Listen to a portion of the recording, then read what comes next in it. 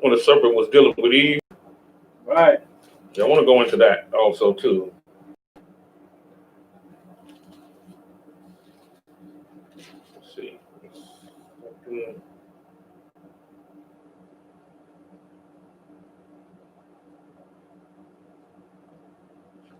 I'm going to start with probably Genesis 2 and 18. I'm probably going to go there. You need to get drug that hip so I forgot to cut a hole in the top. Oh. Cut a hole in the top. Some scissors in here.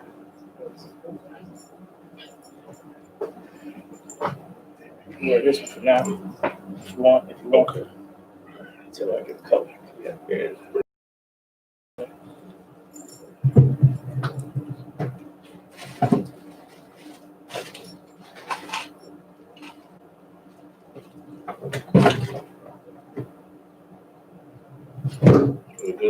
Yeah, that's why.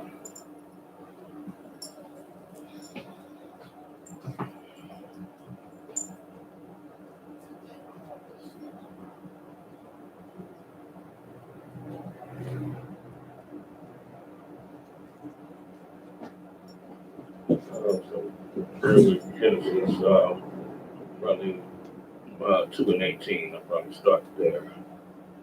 Come on. All right. Genesis chapter 2, verse 18.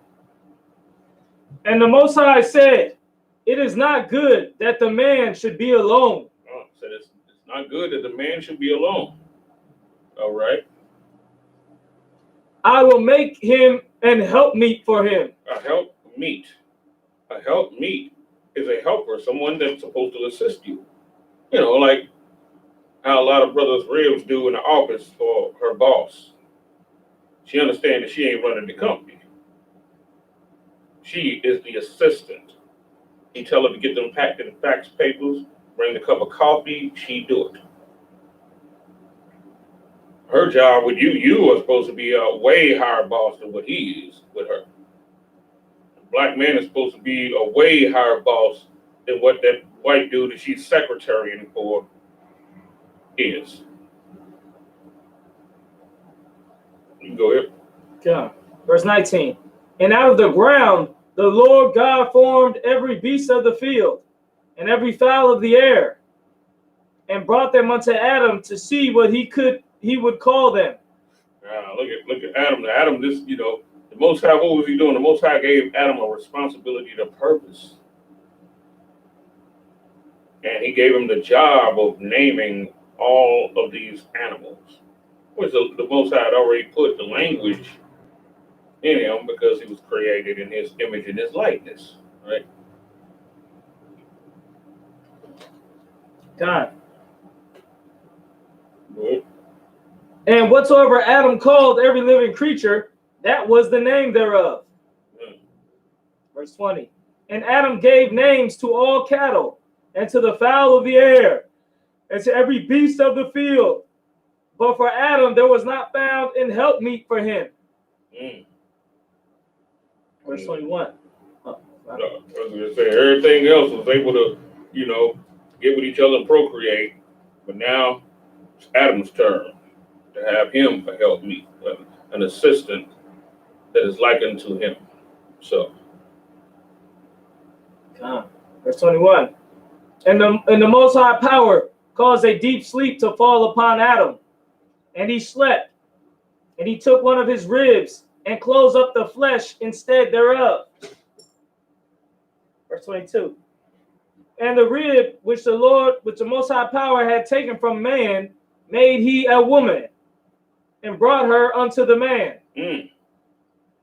So he made the man first, and then made the woman and brought her to the man. This seems kind of similar because that's what happened also with Isaac too. Because Abraham had sent Isaac, his servant, out to find a wife for Isaac and to bring her to him. That's the order right there. She is made for you. black woman is made for a black man. So what's been going on with this, like, this movements and stuff, the protests and all of that, she's running things. Right. And the devil understands the order, the way things are supposed to be, right? But then what does he do? He goes to her to try and make her the leader so that he can stay in power. That's the reason why the serpent went for Eve and not Adam. The same thing is going on. It's the same age-old thing that's going on with this so-called, with this black movement and all of that that's going on right now. It's the same deal. They're going to her. And here's the funny thing about it. She's taking the bait again, still. And you know what? They do this every 40 or so years. You know that, Cap? They do this every 40 or so years. Every 40 years, just like in the scriptures. You know, when you go into Judges, when they talk about, and the land had rest for 40 years. Right. And after 40 years, the children of Israel did this and did that. You know what I'm saying? Right. You know, and it'd be like that. It's like this 40-year cycle, right? Because it took about 40 years for us to have Black Wall Street and thrive above white people who were formerly over us. Ain't that what they say in the documentary and stuff about 40 years? Gaspar Yanga, the Mexican, brother that was that came from Africa, that led that revolution in Mexico. When he slew, the Spaniards and everything there, it said that the town that they were in had rest for 40 years, just like in the Bible. Right. So, but every 40 years, there's some type of revolutionary thing among us. I mean, you can check the stuff all the way back from slavery. Right. Something that happens, with us, but we have some type of awakening all the time. At that, you know what I'm saying? At approximately about 40 years and everything. And what do? They know this. That's why they have, like, the commercials with the interracial couple there. Hell, they even promoting. I seen the one thing, Cap. They even trying to promote black men being with Arab women. When the hell they ever do that? I seen that. They even trying to promote that. They call them Muslim women, but you can look at the women and tell that they're Arabs. Like, man, the world is getting desperate, ain't they? Right. They would never do nothing like that before. I saw that. But they're having all of these commercials with black women and white men.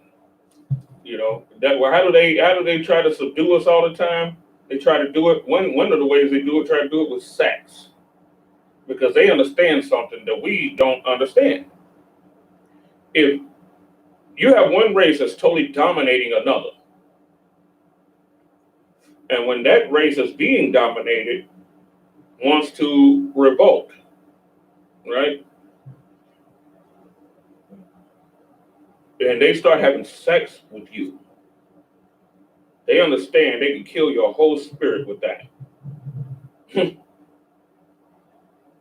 Yeah, that's why they're promoting this interracial stuff all of this time. And that, and you got women out here that think that they're revolutionaries.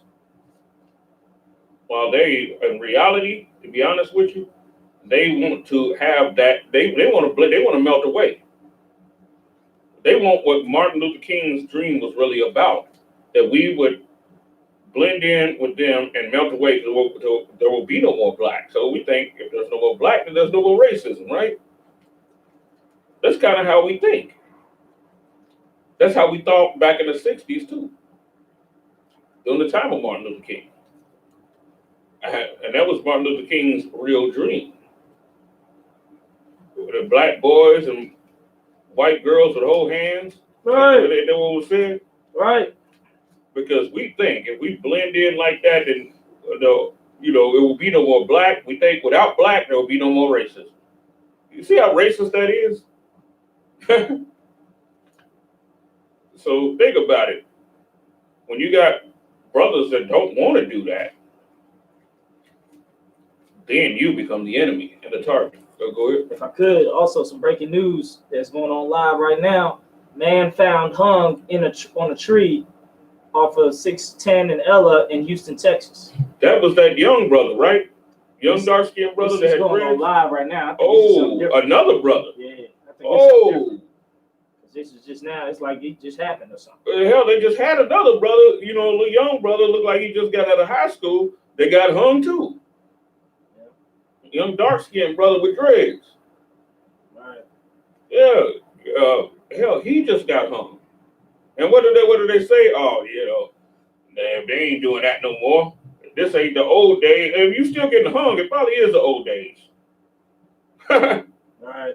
You know, we don't become so selfish. If it don't happen to us directly, then you know, it's just not happening, right?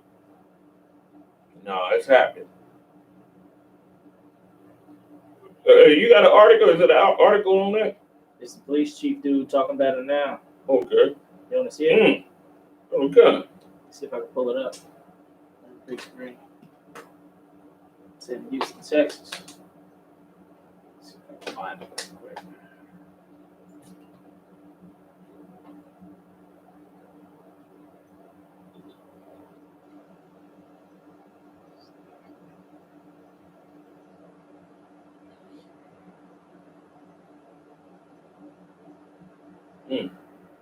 Another brother got hung.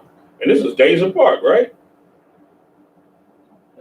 I'm just going off of what this picture, what this one is.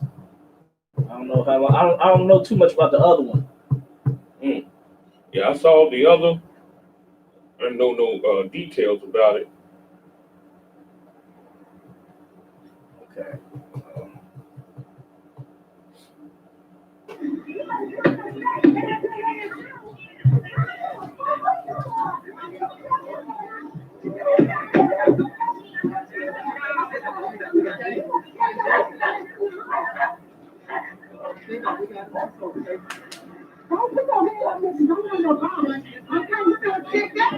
You better check that.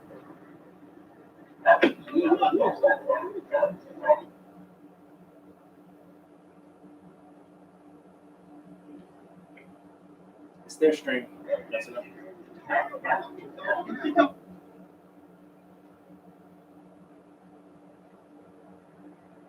I'm talking about I have stuff to do when people live here. Like somebody didn't fucking die.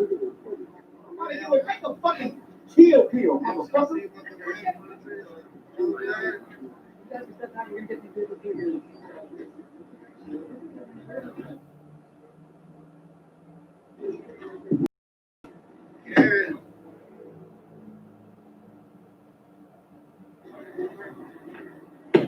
This black is hot. I've seen 2 Karens in about a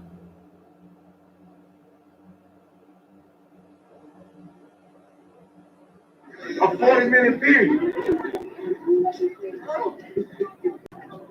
Like, whatever you got to do can wait when you tell them. Hey, Bonnie was found hanging from the tree.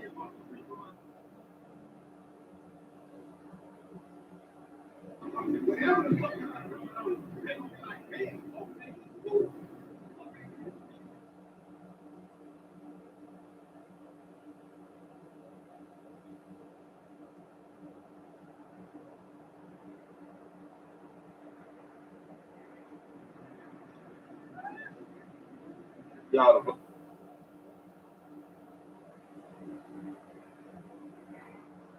This is where they found the dude hanging at the area. It didn't say. It just said another. It said a man black on 110th and Salem, Texas. Wow.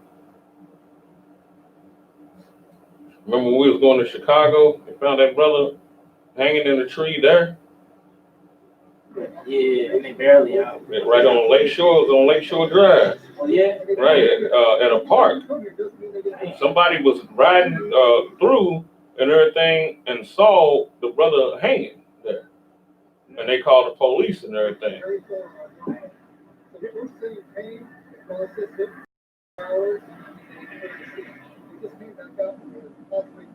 But see, here's the funny thing too, though.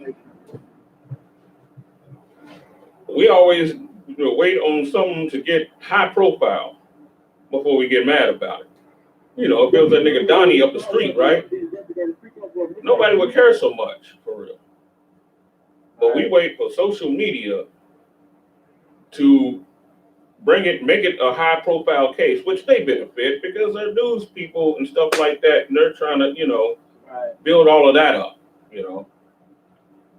I heard, one brother say, on social media, I ain't gonna say the brother's name or whatever, but he said he's talking about, if why we pretty much saying it like why we make such a big deal out of certain brothers, out of brothers that's being, things was done, and if a white person was to do this and that, we wouldn't care. I mean, he was saying something to that effect, pretty much saying why ain't black? He was pretty much saying why ain't black on black crime, made manifest if it's a white dude that kill you, then if it gets blown out of proportion and all of that. But here's the thing: black on black crime is a domestic issue. It doesn't have to do with other people. Right. It doesn't have nothing to do with them. This is Negro world. One drug dealer shoots another one, right? To eliminate his competition in the drug game. That is something that has to do with that people in the circle that they're in. But someone who is an invader, an outsider, murders you, that is of another race, let you do something to someone else of another race. All right. They're not going to look at it as the same thing. You kill a Chinese person, nobody's going to look at it as if, they're not going to look at it like, well, Chinese kill Chinese people. White Chinese kill Chinese people. You know what I mean? You know how many Asians Genghis Khan killed? You know what I'm saying? Right. But for another race to come in and to start to use that as an excuse to kill them, that's some real son of Cain type of stuff right there. You know what I'm saying? Right. Because only somebody, that's how you know that white people are the spiritual seed of Cain. That's how you know. Because that's where that logic comes from. Right. Now think about this for a second. You in a neighborhood or whatever, right? And you see two people fighting or whatever. And they pull guns on each other. But nah, you run out of the shadows and blow one of them away. Right? Right. You come out of the shadows and you blow one of them away, and then you use the excuse, well, they was ready to shoot each other. So right. Why not me come in and shoot? What does that say about you? Or what type of person you are? All right. You're a murderer just looking for opportunity. All right. Well, an opportunity, something you can rationalize in your own head of why you're doing this. You're someone that's looking for an opportunity to murder someone. And that's what white people do. They look for a reason to murder. And then here's the funny thing about it, though. We take on that same philosophy and justifying them when they do it, though. Right. A white cop shoot down a black person, then the first thing some coon brother gonna hop up and say, well, black people kill black people. All right. White people kill white people too. But will it give a black man an excuse to come in into a beef that he has nothing to do with and murder one of them? All right. Ain't nobody gonna justify him, huh? Nobody gonna do that. What will they do with him? He will probably get the lecture chair. Straight up. Nah, come on. Raise that same argument with them, then. Raise it with the judicial system, then. All right. Raise that same argument, use the same logic that you put on black people, use it on them. Niggas won't do that though. All right. So obviously, that same person that's saying that is obviously a racist against black people. You know, while claiming that everyone is equal, right? He shows that in his mind, black people are on the bottom under his boot heel also. Okay.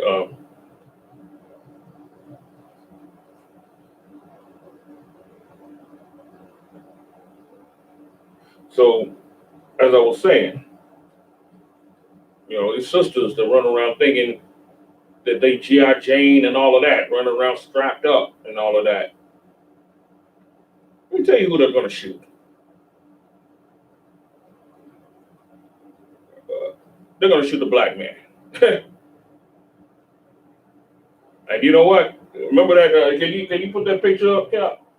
Which one? The one with the black woman locking arms with the white cop dude. Okay. The revolutionary, so-called revolutionary sister.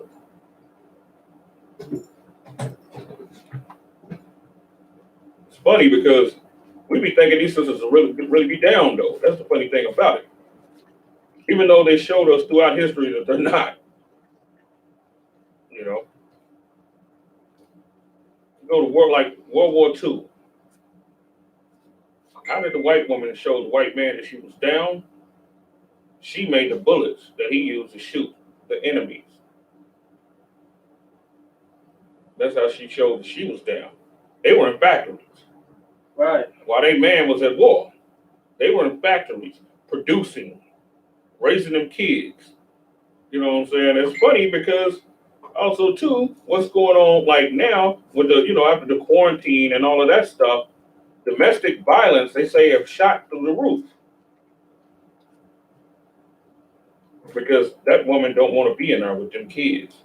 And this is something that I was saying a while back, even before this stuff started to crack off, going back into like the 20s and stuff like that. You know, the doo-wop girls and all of that.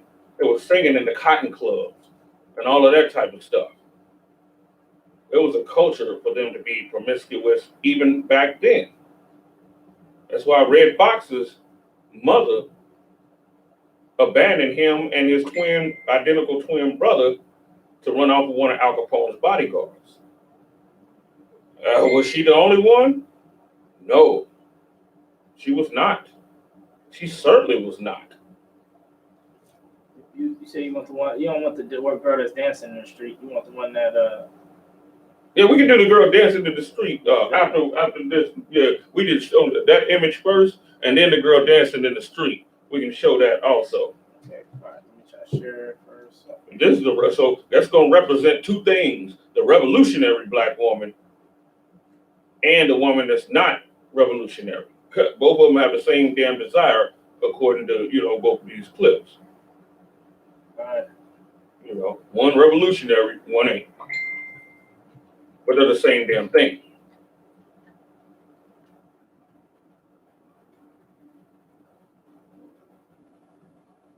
All right.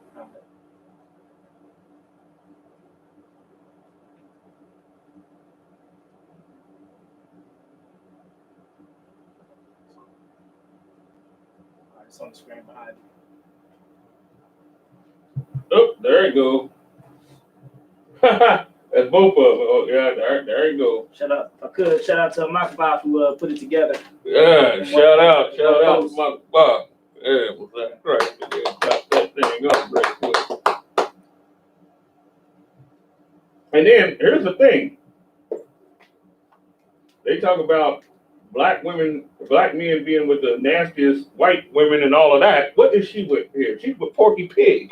Mm-hmm. And you know, and now look at her. She would be a nice looking sister. Why is she with Porky Pig? All right. You know what I'm saying? She locking arms with Porky Pig, and look at the dedication in her face.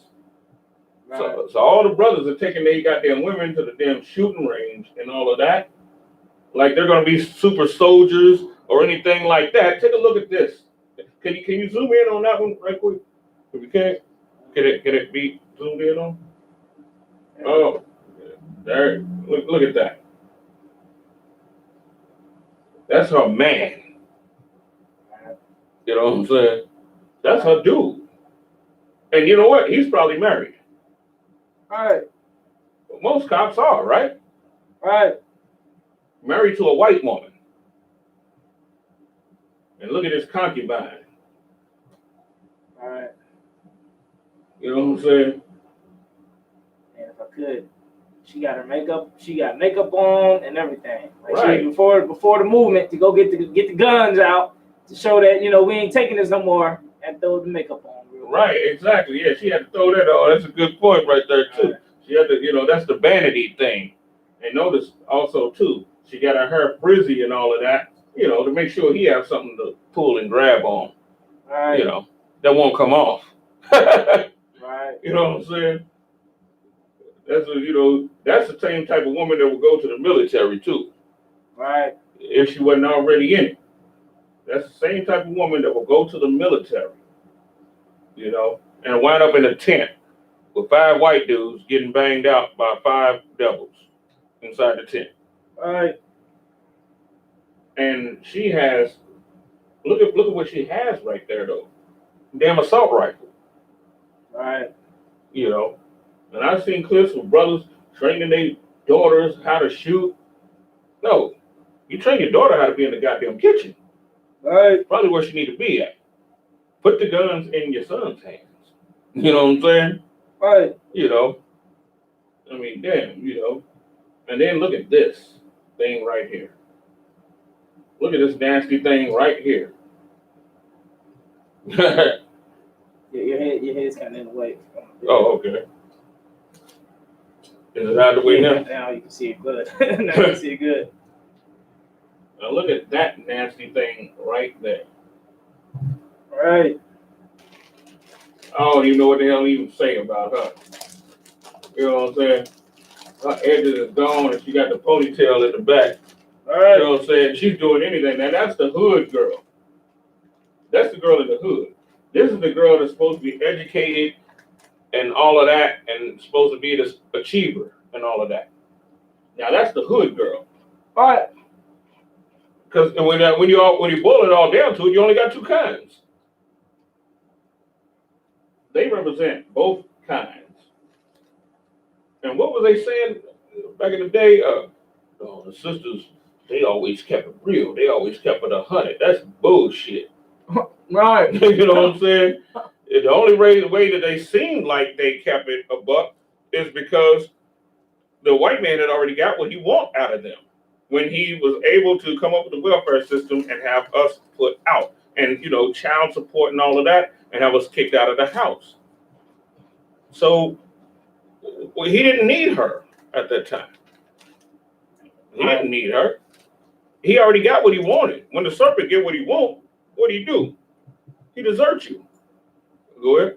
If I could, what's heavy is because I don't think if they would have had like Section 8 or welfare for brothers, like, okay, brothers, you can stay in these houses, but you can't have no women. We'd still have women. Yeah, we still have them. We wouldn't throw them away. Right, exactly. We would make a way, you know what I'm saying? We would certainly make a way to have us some damn women. The thing about that is, If I could, we'll probably take the cheap apartment and then use our money to make sure she got another apartment on the other side that we can pay for, but we got the cheap one too. Right. So we'll mess around, just had 2. Bottom line, sure wouldn't just kick them out and kick our women out on the streets and right. stuff like, oh, get out of here, I hate you. Right. Bottom line, men love. Black men love more than black women. It just is what it is. Right. You know what I'm saying? We do. We have the capacity for compassion and things like that. Right. You give them, but when we're in power, that's the reason why, the Lord put the man in power in the first damn place, because what are we going to do with the power? We're going to trickle the thing down to make sure everything that's up under us, we're more likely to do that, to make sure whatever under us is taken care of. Right. You put her in power, she's not going to do that. She's going to become so self-absorbed to where she is the only thing that matters. That's why she kicked us out of the house. And in her mind, she thought that it would be a life with him and her. But of course, once he got what he wanted, he didn't deal with her. And that's why we think that she was keeping it real. This is the thing about it. You know, that's why we think that she was keeping it so real. Because once he got what he wanted from her, she lost her man. She lost her hair. You know what I'm saying? She lost, you know, all stability other than being stabilized by the government and all of that. Right. And then a lot of instances, because that's when CPS really start cracking down and start losing the kids and everything too. Right. Because she's such a terrible parent. You know, she started beating the hell out of them because he looked like the nigga she kicked out. Right. You know what I'm saying? Right. You know, she was so angry. And then at the same time too, the same man that she kicked out, that's when the interracial boom started. Because what did the white woman do? She a predator. She a hunter just like her man, just like a white man.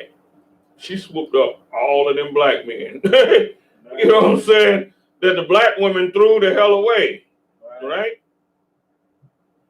She swooped them up. And that's why the fattest, nastiest looking white woman was able to get black men. Sisters got played. Right. Got played something hard. You know, they got played by their own desire, and what they really own, what they real desire is, a lot of them is to have a white man. That's what it is. That's why they got played so hard, because the white woman's not stupid. She knows why. You know, as a matter of fact, the feminist movements and everything are started by white men. They're not started by women. You know what I'm saying? And this is how treacherous vast majority of our sisters are. She'll be pro-black, right? Right. But let the white woman come in and join her. Her race will switch from black to women. So now it's just about women, right? Right. That's what they do. They'll switch just that fast to women, which that's another reason why she should never lead a damn thing.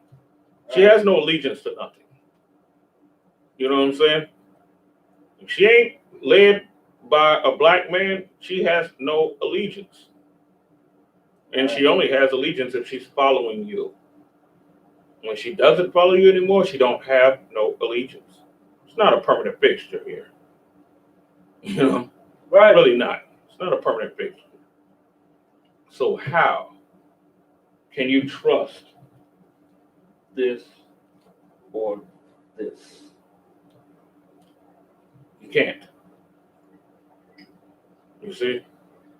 And I can't say that they're fully to blame. The society gives them a safety net to perpetuate this. Right. Gives them a safety net for this. Right. It creates an atmosphere. Niggas create an atmosphere also for this. Simp brothers create the atmosphere also, which is one of the most, one of her strongest allies in this thing. Because she know when she leave one dude, she can get another one just that fast. But if our society was right, she wouldn't be able to do that. So what would she be forced to do then? She'll be forced to work out whatever deals that she had with that black man out, and she wouldn't be trying to run all in front of him and all of that, just like them here. And you know what? I'll bet you this one got a black man. I'll bet. All right. That one to the right, I'll bet. All right, you hit to the way. Okay. I'll bet that one got a black man. All right. You know, her right there, she done conditioned herself. You know what I'm saying? She done put herself under a false type of discipline to put her in line with a white man. So she probably didn't, stayed away from black men, maybe. She probably done did that. It's awfully funny because we the only thing that they figure that they don't have to strive for. All right. That's funny. It's pretty funny right there. And this is who we got leading movements, and we don't have a problem with this, right? Huh. Anyway, let's get back to the scriptures, though.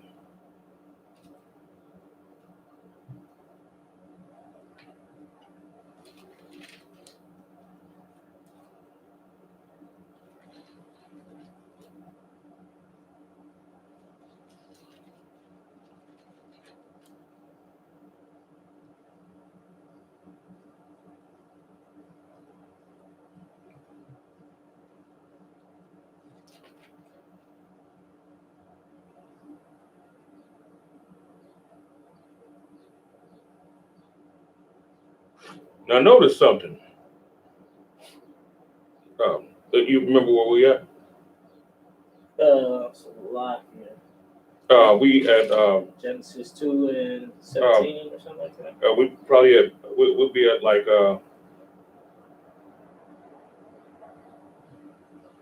Genesis 2 and 20. right 2 and 20. Oh, 21, sorry. 22 actually. Oh. And the rib which the Most High Power had taken from man, made he a woman, and brought her unto the man. And Adam said, this is now bone of my bones, and flesh of my flesh. She shall be called woman, because she was taken out of man. Right, okay. Verse 24. Therefore shall a man leave his father and his mother, and shall cleave unto his wife, and they shall cleave unto his wife, and they shall be one flesh. Yeah, shall be one flesh.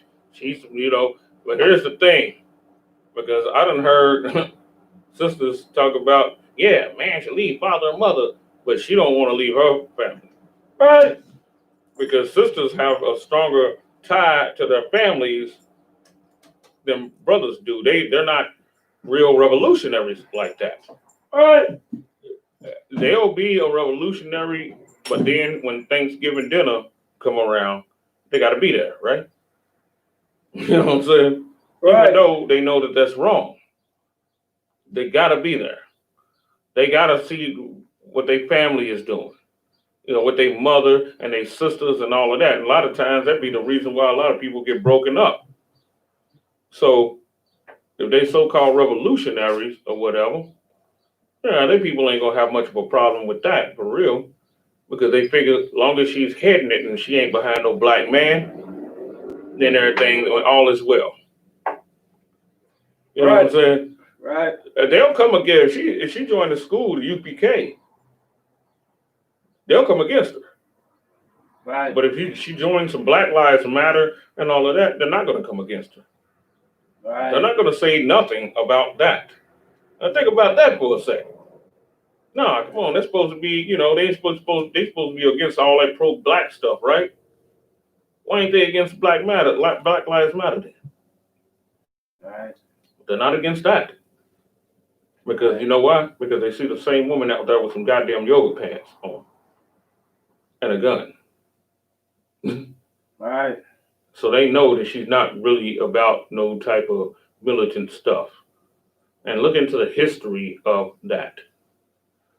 All these revolutionary black women that were famous back in the 70s and all of that, what were they getting with? And like I always say, so-called revolutionary black women do not like revolutionary black men. And we saw that when we was at camp 3 weeks ago. Right. We saw it. You know what I'm saying? Right. Come on, man. If they so revolutionary and all of that, why not like the most revolutionary niggas there? You know what I'm saying? Right. They hated us. Nah, these revolutionary black women, they hated our guts. Right. They were trying to do stuff, they wanted to do stuff to us and all of that. You know, we was in a crowd of over 1,000 people, wasn't we? Yeah. God. Yeah. We were surrounded on all sides. They wanted to do things to us, you know, but at the same time, they claimed to be pro-black and caring about the brother that got killed and everything. But when it all boils down to it, they like they niggas just like the white man like his. Right. And that's dead. Right. That's why they rallying up and all of that. Because they like they niggas dead. They like Martin Luther King because he's dead. Right. They like Malcolm X because he's dead. Right. They like all of these, you know, all of these revolutionary brothers, Marcus Garvey and all of these dudes because they're dead. That's why they like them, because they're dead. If they were living, even though Martin Luther King was a coon and all of that, you know, when he was alive, still a lot of Negroes hated him, and it wasn't for a righteous reason either, because they thought that he was doing something for black people. As a matter of fact, a black woman tried to kill him with a wine opener. Like when the corkscrew things, Right. tried to kill him with that. And it was only like a sum of an inch from missing his heart. You see what we're dealing with here? Right. So just imagine how much more so someone that's like us, that's actually real pro-black, who's pro-black even before all of this stuff happened, they're hating our damn guts because they ain't doing nothing but damn trending. That's all they're doing. They're following a trend. Right. That's the only reason why they're emotional and all of that. And you know what I'm saying? They don't give a damn about brothers for real. I'm just keeping it real. Right. They don't care about brothers because, for one thing, she have a child with a white man. What does she call the child? Black. She call it black. A lot of them think that they can go and have sex with white men and produce children with them, and that becomes a new black race. Right. That's what they think. That's why they cannot lead nothing. Not a damn thing. They can't lead anything. Nothing. Her job is to follow. She's a natural follower. She's natural at it. That's where her skill set is at. Not in leading. It's in following. Go ahead. I think I got two, a statement and a question. John Doe said, Black Lives Matter true purpose is pushing the LGBTQ agenda. It has nothing to do with black man equality. One part of their agenda is saying we are all equal and to love everyone, which is a feminine trait. Yeah, which is true. But not only that, there's another thing at play. That is right what he said. But there's another thing at play also.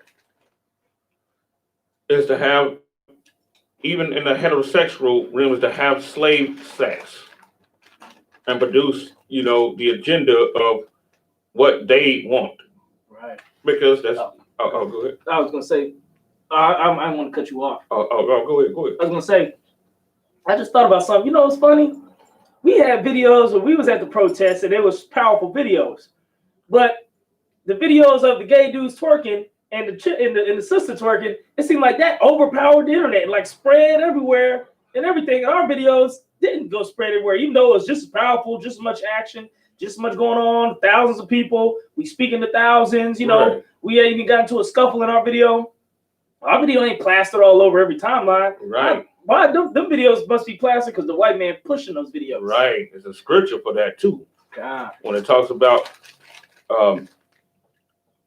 foolishness, when it talks about foolishness is heavier than wisdom. It weighs more, you know. It's more easily impressionable than wisdom is. Person got to seek wisdom. Right. But foolishness, right at your doorstep. You know what I'm saying? Right. It's right there for you for the taking. And that's what most people choose. And that also couples with the whole, with the broad is the way to lead to destruction. Right. And narrow is the path to lead to righteousness. It also ties in with that too. Right. You know, and that's the reason why stupid stuff like that is blown out of proportion. And you're right, they're gonna hit in the damn somewhere probably damn near 1 million views. Probably on the news. They had the girl twerking on the news and everything. Right, right. Gay dudes, they'll pull up 3-4 gay dudes out twerking and have them on the news about why they twerking for justice or something. Right, that's what I'm saying. That's how retarded is that. Right. Twerking. And these people are just really trying to seek an opportunity to offer themselves to white people because we believe, black people, we believe that our sex is just so powerful. You know what I'm saying? Mm-hmm. You know, we always sexually exploited. So we figured this is my ticket. Sex is always the ticket. Hell, I remember even back in the day when I was like a little kid and everything, people would have like these pro-black pictures. They was the suede pictures. And it would be a black woman and a black man. They got the afros and all of that stuff, and with like gold bracelets around their arms and stuff like that. Right. But they're naked. Right. And like this, you know, thing of black love, you know, it was supposed to be black love or whatever, right? You know, what really is like black sex. You know what I'm saying? Right.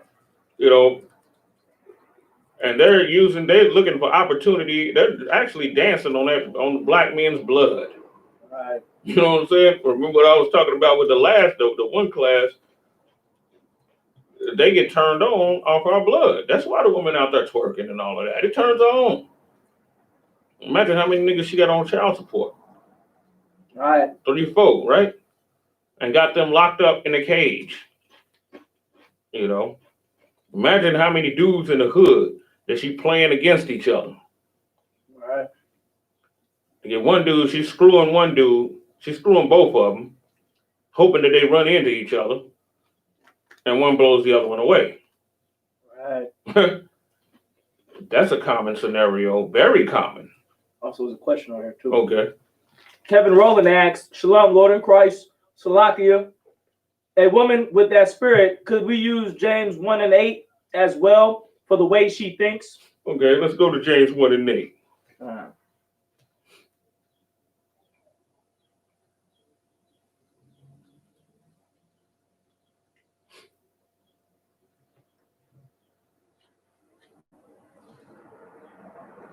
I got it when you're ready. All right, I'm ready. James 1:8.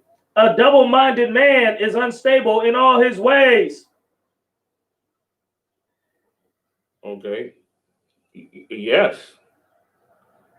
How do we learn to be double-minded? Because it did say a double-minded man on there, right? Right.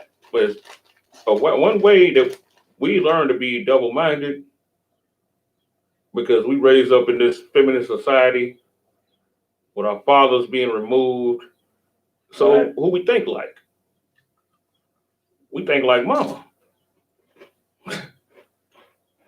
And that creates a double-minded scenario. And we have to snap back once we start to learn something, you know what I'm saying? Right. We have to snap back to, you know, how we're actually really supposed to be.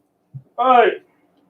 And yes, she is very double-minded. As a matter of fact, she's quadruple-minded. You know what I'm saying? She can change her mind every hour about something. Right. You know? That's why the man has to be her solidarity. She can change her mind at any moment. And she's not going to change it from this, though. Right. She'll stay with that. But if she with you, she'll change it constantly to confuse you. Go ahead. I was going to say, what you bring out about that is super heavy because how she can change her mindset. It's like that old saying, absolute power corrupts absolutely. Right. Like if you got somebody who just have nobody checking them and everything like that, except obviously the white man checking when he beating them up as a cop. You got nobody checking them or telling them, oh, no, that's not the right move. Shoot, they'll just be doing anything and be corrupt as hell. Right, exactly. And that's what happens in black relationships. If she was with a black man, she would not be this loyal. Believe that. Nowhere near it. You know what I'm saying? Right. Spiritually, she'll have the combat boots on, and he'd be like under here. You know what I'm saying? With the soul of it on his neck. Right. You know, and he would be sitting there with looking just like that, down at that brother. Right. Looking just like this. If I could, earlier picture with her, and there was some brothers in the pictures who had guns and bulletproof vests and gloves and all that. Like she got wearing all black. She wasn't hugged up with them. Right, exactly. She wasn't hugged up with none of them. Right. Get damn about hugging up none of them, like being solidarity and showing a picture. Right. She was in there by herself with her fist up, like, you know, like Mother Earth or something. Because she's a competitor against us. To be honest with you, these type of women are actually competitors against us. They're not allies. Right. They're just like back in the 60s and the 70s. There were no allies of no black man. They wanted to, their job was to steal the thunder. Right. And put themselves in a position to where white people would love them. That's it. They were in it for self. She is in it for self also. You know what I'm saying? She's in it for self. That's why she wanted to be in front of those black men and put them in the back. Right. And when she get what she wants, you become a non-factor. You don't even exist anymore. Right. Because women like this want to help him to make sure you're gone. I'm just keeping it real. And that's true. Right. Women like this want to ally with him to make sure you're gone. You will not be anything. It just is what it is. You know, when you see the old pictures back in the day of the woman with the afro and she got her fist up and next to a black man, she's only using him to propel herself into the situation that she wants to be in. Right. What your job is to put her ass behind you. Straight up. Not in front of you, none of that. Not behind, not beside you, holding up the black fist like she's equal with you. None of that. Put her ass in the back. Straight up. You know, you'll fare the better that way. And you know what? Here's a funny thing too. You notice during that time, during the 70s, when you had all the pimping going on, why could pimps who are not pro-black, right? Right. Could understand concepts that the pro-black men could not understand. The pro-black man didn't have one woman, right? Right. But the pimp had 10. And they were all loyal. Right. They were all running him money, all of that stuff. They were, you know what I'm saying? Right.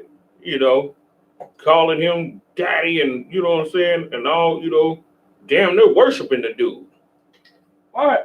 Obviously, it was a concept somewhere that he understood because he knew she was not his equal. He knew that. She was not his equal or his leader. The pimp knew that. But the pro-black man did not. Right. And today, they still don't.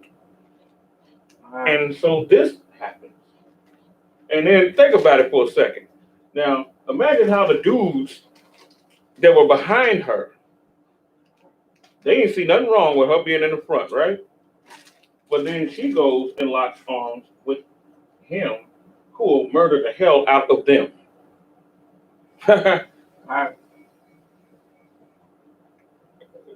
This is why I always be saying, back in the day when they were doing all of that, you know, black men never even said anything. Like Nina Simone, Maya Angelou, Elliot Ross. What that chick name with the big eyes? Diana Ross. right, Diana Ross, yeah. Angela Davis, all of these, Halle Berry, Janet Jackson, Miss Minnie Riperton, all of them, they were all having sex with white dudes. Right. And nobody said nothing. Right. These were successful black women, right? You know, because they always trying to, but back then, you know, it wasn't common for a black man to be with a white woman, right? But they were commonly with white men. But then they try and flip it around like it was us that started this stuff here in America. Right. They've been doing it. But here's the funny thing about it, though, what makes it so bad, black men never said nothing about it. We didn't say nothing. We took it on the chin. Hell, in some instances, she was working as a maid inside the house, having sex with the dude in the house, and then having a baby by him, and we'll raise it. What a lot of people don't know, Huey Newton's an Edomite. Mm. A lot of people don't know that. He's Esau. Mm. What happened was Huey Newton, his name is not even really Newton. He took on the name of his mother's husband. Well, his mother's husband, his mother gave him the name of her husband to cover her shame, which is also common too. His father, Huey Newton's father, was a child of a white man. And Huey Newton, his name would have been something else. But she gave him his stepdaddy's name, whom she cheated on, you know what I'm saying? And produced him because she was having sex with that dude. She gave Huey Newton her husband's name to cover it up. And guess what? He forgave her and he raised him. You see that? Right. I think this is an isolated incident.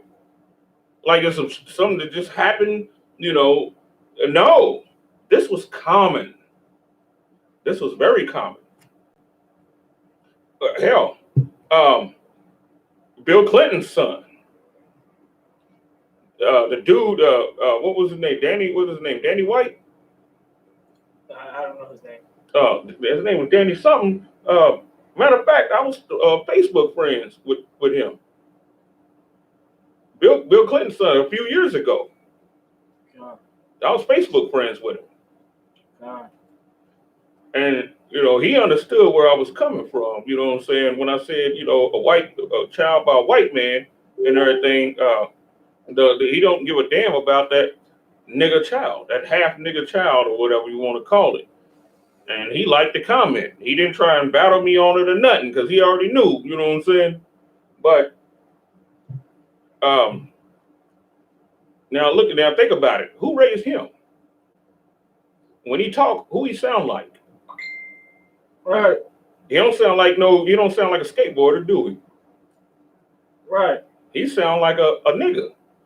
And if you didn't know no better, that's what you would think he was. But he a devil. Straight up. And he know he a devil. And he didn't even argue that point at all. Which I can respect him for that. You know what I'm saying? I can have some respect for him for that. Because he didn't argue that point. Contrary to what his mother would want. She working in the White House. Bill Clinton banging her. She's married. He's banging her. And gets pregnant by him. Produces a child, which he can't even goddamn deny. The dude looked just like him. Right. He can't deny that. What's the chances of that? You know what I'm saying? Right. I forgot what his name is. Of course, he ain't called Danny Clinton. Forgot what his last name is. But guess what? Whose name did he take on? He took on the name of his mother's Negro husband. This is common. This is common in Negrodom. We never said nothing about this. So now you take the same type of women and you put them in a position like this to lead you. How stupid is that? Hey, remember that little Japanese thing? You are so stupid. Remember that? You're putting this over you. and that. Black, Hispanic, and Native Indian. I mean, come on, man. Goddamn. You know what I'm saying? We can't be made look any worse. You know what I'm saying? Because if we do, then a whole lot of people's gonna lose hope, man. You know, we could keep seeing ourselves just descend more and more and more and more. It could cause a lot of people to lose hope. And not everybody has the same measure of strength. It just is what it is. It's just like in anything. You know what I'm saying? You got a pack of wild hyenas. Some are going to be stronger than others. It's just the way things are. Of anything, a group of anything. And the ones that are not so strong, your job is actually, if you're strong, your job is to strengthen them. It's not to purge them out because they're not as strong as you. If so, then you can't get mad at the white man for purging your ass out. Yeah, right? You can't get pissed off at him if you're doing it to your own. You can't get pissed off at him because that's his, you know what I'm saying? You're his enemy. He's going to purge you out. But you, on the other end, your race is your family and your friends, your allies, the people that are in your army. It's your responsibility to strengthen them. And the way that you strengthen her is to put her ass in the kitchen. Straight up. Make sure, now think about it. Now she might have kids. Right? Right. Who got them? Who's babysitting the kids? Right. Right. You know? Well, they somewhere being molested, maybe? Right. While she's out there with a bulletproof vest on? Right.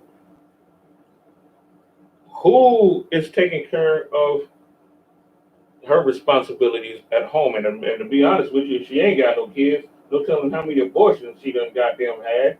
You know what I'm saying? Right. Until she got this, now she want to have a baby. You know what I'm saying? Right. Until now she want to have a baby now since she was Porky Pig. You know what I'm saying? She want to have a baby now.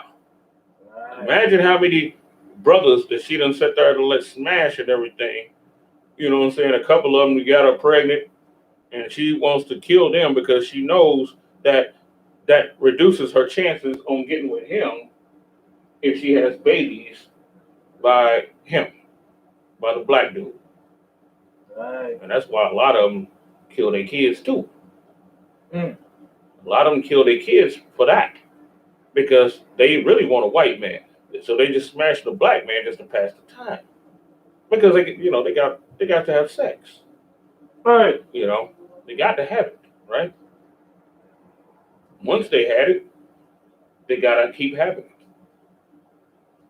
But when they wind up pregnant by the man that they really don't want like that for real, then they kill the kid. You know, they wanted him, they would have the child. Right. You know, they would love the child and they'll try to work things out. But I'll bet you she won't kill his. I'll bet that. She will not kill his child. She'll have him. Right. Or her, or whatever the damn case is. She will do that. And this is who we put at the head of the movement, right? Snacky, if I could, they got a protest going on right now. Looks like it's in Houston, or it could be anywhere. I don't know what city this is. The police got a whole line of police, and they all got fucking billy clubs, and they got like a little tank type car. And it's mostly black protesters, so you already know what's about to go down. They about to do like the bridge on Selma. They start beating everybody out away and stuff. That's what it looks like. It's going on right now. Probably the same city that sister's hugging that cop in. Oh, probably so. Same cop gonna be the one busting her when he busting her upside her head. Right. Now she got to hug 5-6 more cops now, I guess, huh? Right. They're going to hug a cop for every, here's the funny thing about it, because black people wasn't hugging each other. Right. That's the funny thing about it, though. Well, no black people hugging each other. Right. I get real pissed off at this protest stuff. I'm just keeping it real. I get real pissed off at this thing, you know. Right. We do the direct opposite of what we're supposed to be doing. We get killed and everything like that and all that stuff. We're supposed to be hugging each other. Mm-hmm. You know what I'm saying? That's what we're supposed to be doing.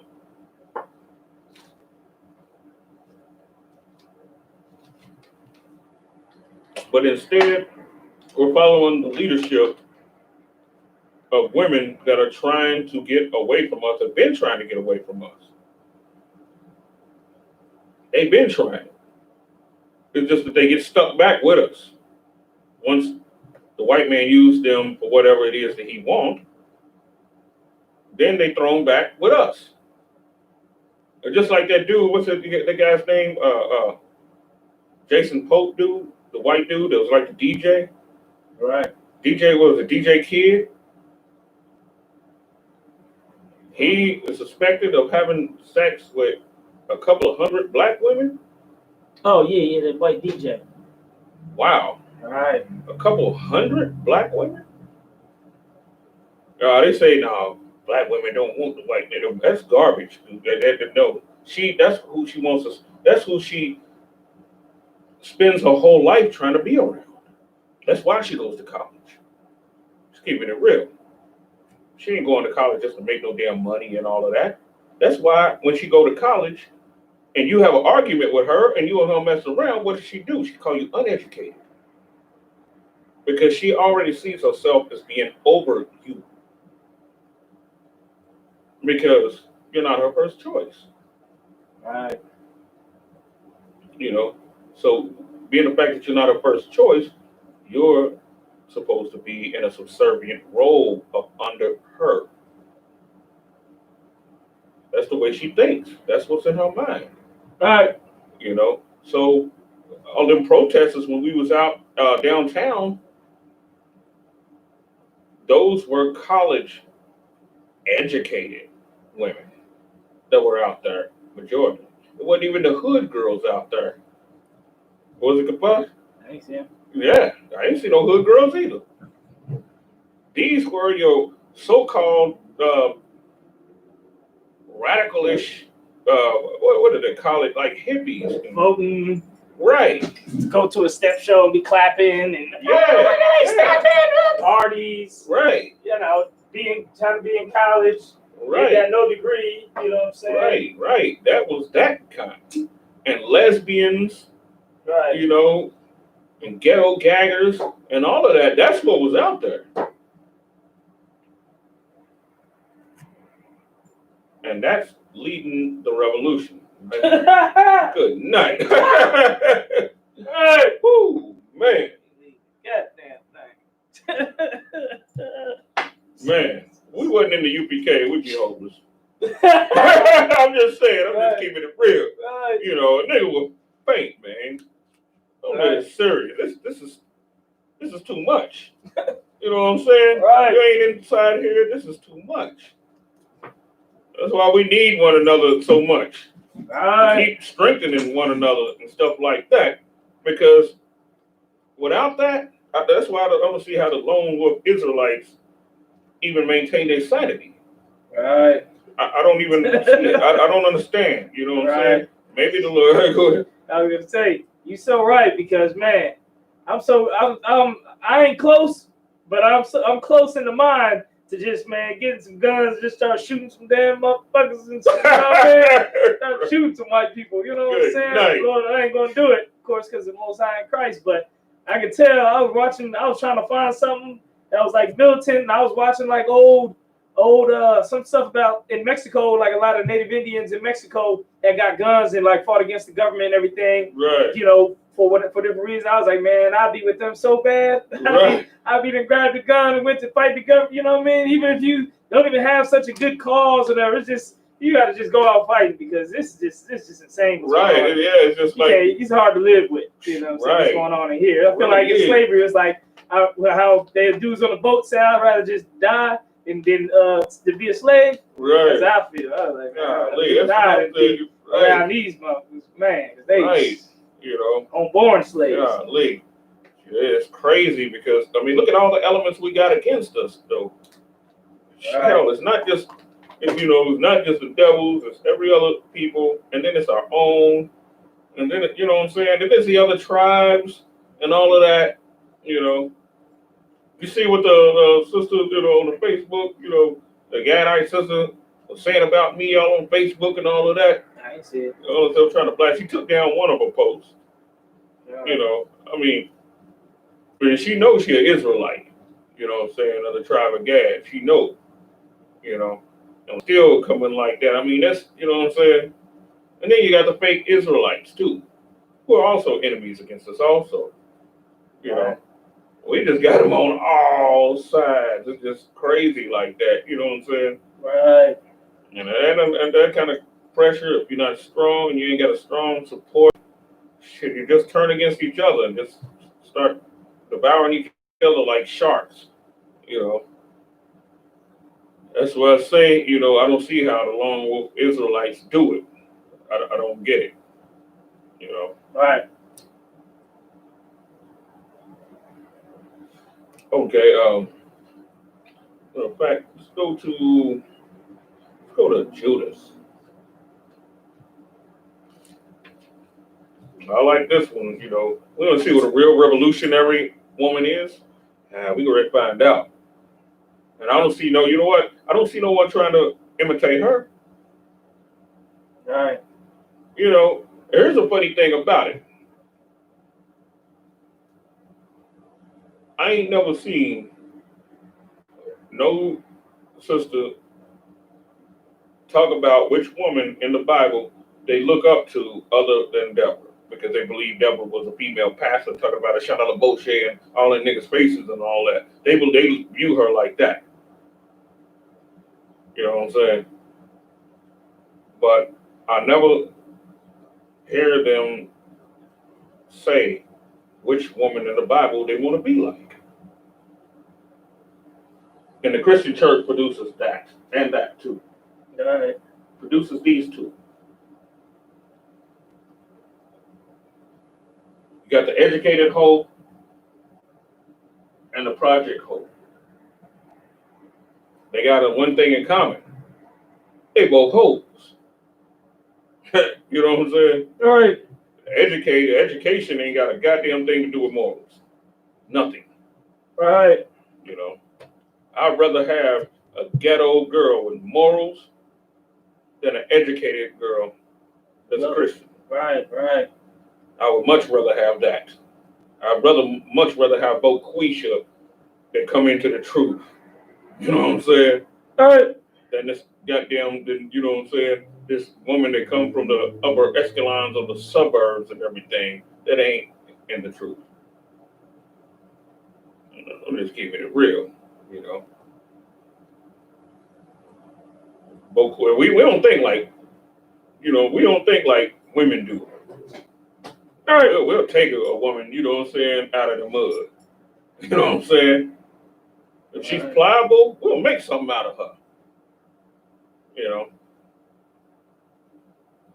We're not as superficial like that. But the sisters are. That's why she's on her with this dog. You know what I'm saying? Right. With Hampton the damn pig. You know what I'm saying? She on her with him. Nah, come on. What they say about black men? Black men get the fat, nasty white woman. What the hell she with? Right. Oh, this Brad Pitt, huh? Right. You know what I'm saying? It's Brad Pitt right there, ain't it? He's nowhere near that. But look what she's locking arms with. She's so serious too.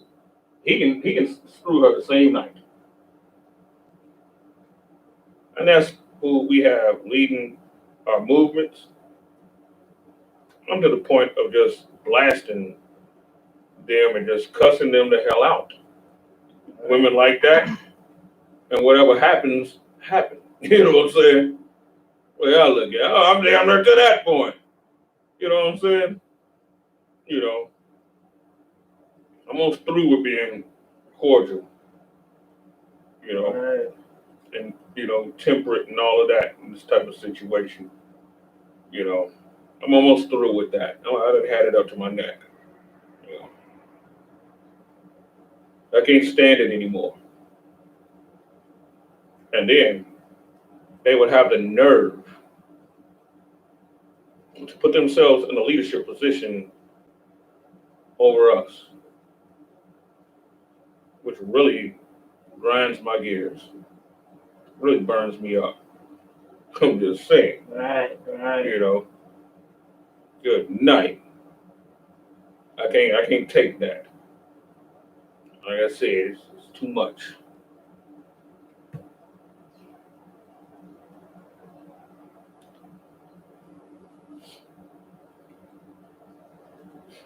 You go ahead if you want to. It's like you said, Judith what? Judith 8:1. We're going to see real revolutionary stuff. Judith, chapter 8, verse 1. Now at that time, Judith heard thereof, which was the daughter of Merari. Oh, it says she was the daughter of Merari. This is stating her pedigree. This stuff it has some importance to it too. This whole pedigree thing, that's why it's telling who she was the daughter of, because they trained her in a way. Just like, remember, I think it was in Exodus, where the father had died, of the tribe of Manasseh. And the daughter, even though he said he died in his sins, you know, their father. And they didn't have and he didn't have no sons. But even though he didn't have no sons, and nobody knew what to do about this situation, because they was wondering who the inheritance would fall upon. So Moses went to the Most High concerning this thing. And the Most High told him to marry someone within the tribe, within that type family and everything, so that the inheritance would go to there, and so it wouldn't skip from tribe to tribe. Because that would probably make Manasseh broke eventually down the line. So he had him do that and everything, right? But here's the thing with it. Even though their father was died in the sins and everything, he still instilled some things in those two girls. That was a pretty beautiful thing, you know what I'm saying? He still instilled some stuff, and they still had the fear of their father, even though their father was dead. That's some powerful stuff right there. Right. That's why when we go to this scripture right here, is stating the pedigree of this woman Judith here. She was of the tribe. She was a Dominican sister, you know, of the tribe of Simeon. We go further with the reading. Yeah. The son of Ox, the son of Joseph, the son of Ozel, the son of Eltiah, the son of Ananias, the son of Gideon, the son of Raphaim, the son of Achitho, the son of Elihu, son of Eliab, the son of Nathaniel, the son of Samuel, the son of Salasadal, the son of Israel. Right. So, you know, son of Sadah, that's Simeon. That's because everything's different when you go into the Apocrypha in the Greek translation. Right. Now, this is Simeon right here. It's called Saladesai, and Saladesadai, rather. Here. Okay. Verse 2. And Manasseh was her husband, of her tribe and kindred, who died in the barley harvest. Right. The man had a heat stroke and died, you know. He was out there in the field, you know, during the time of barley, you know, raking up the barley and everything. And, you know, brother had a heat stroke and passed away. And he wasn't of the tribe of Manasseh. It was just his name. He was a Simeonite also. Right.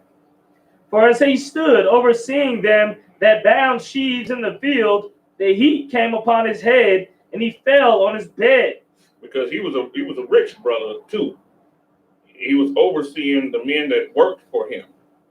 Right. You know, and the sun was hot because in Israel, you know, and it's funny because people think like over, you know, just in the Middle East, you just got They say, no, see, we come just from a hot climate and all of that. No, they have 4 seasons over there. It's a time of cold, a time of heat, and all of that too. Summer's hot, the winter's cold. You know what I'm saying? That's why, Benaiah slew the lion in the pit in a time of snow. And he ain't do that in Antarctica either. You know what I'm saying? He did that in Israel. Right. All right. And he died in the city of Bethlehem, and they buried him with his fathers in the field between Dothaim and Balamo. Verse 4. So Judith was a widow in her house 3 years and 4 months. Now look at this. But check this out. Look at the discipline of this woman right here. You know what? It's funny because sometimes I've done seen, stories, where the man died and the woman never remarries. She's so bound to that man. You know what I'm saying? That she, when he dies, she's done with men, period. Because that's her man. They were tied like that. You know what I'm saying? And she was raised to be faithful like that. She was trained. What do they train women to do nowadays? They train the woman to go to college. And college is where they go and get, I was ready to say something, get pounded out. You know what I'm saying? Real talk. That's what they doing in college. Right. They're like them red pill dudes. They talk about, no, they screwing Thuggo in their younger years. No, sometimes they're screwing the basketball players in college too. Right. You know what I'm saying? Right. So by the time she's 25, she already blown the hell out.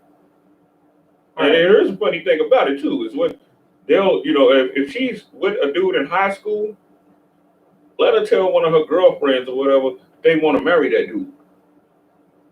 Or some older sister who's supposed to have some wisdom, right? That she wants to marry that dude.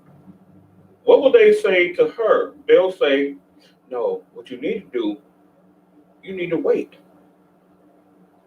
You need to see the world. You need to have experiences, is what they'll say. That's what they'll say. You need to wait. So that she's blown out and want to get married at 30 something.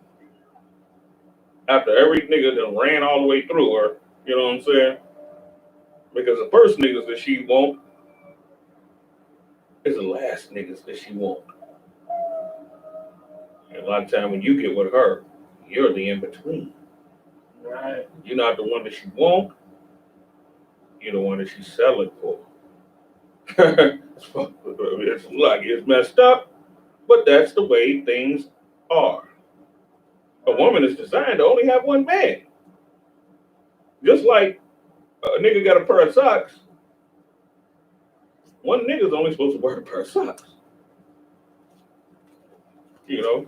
Those are his socks. They're supposed to fit his feet, right?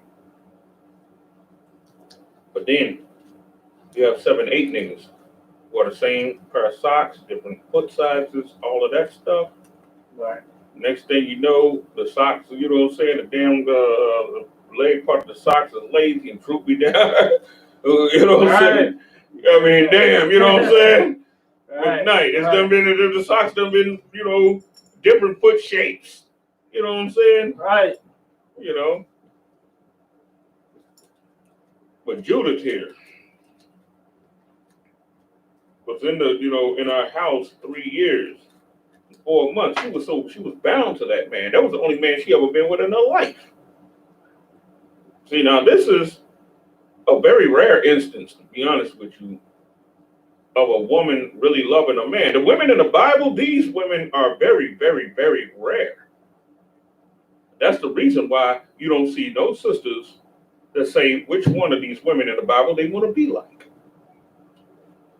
I ain't never heard those sisters say that they want to be like any woman in this Bible and break down any detail of that woman, of that characteristic that she have that make her want to be like her. I've never saw it. If you've seen it, can you seen any woman ever do that? What? Any woman that ever looked at any woman in this Bible and any of the characteristics of the women in this Bible and say, I want to be like her because she did this and she did that. No. I haven't either. They just want to claim to be a prophetess like Deborah was a prophetess. Right. They don't know what Deborah did actually. Right.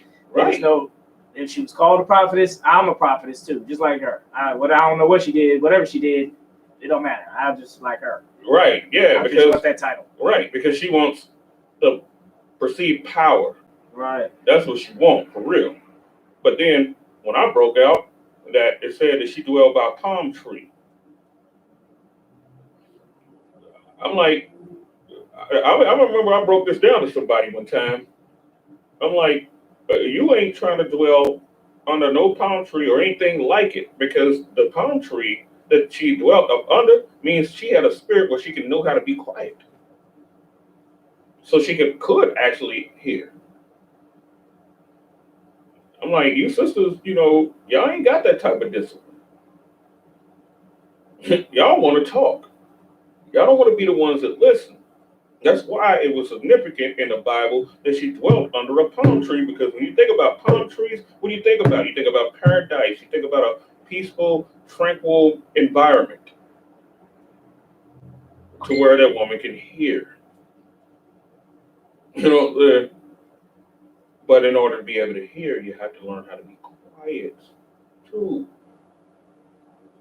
so that you can hear, which is very, very, very, very rare, because the women want to talk. They want to be in front. They want to be this and that. Right. They want to be these.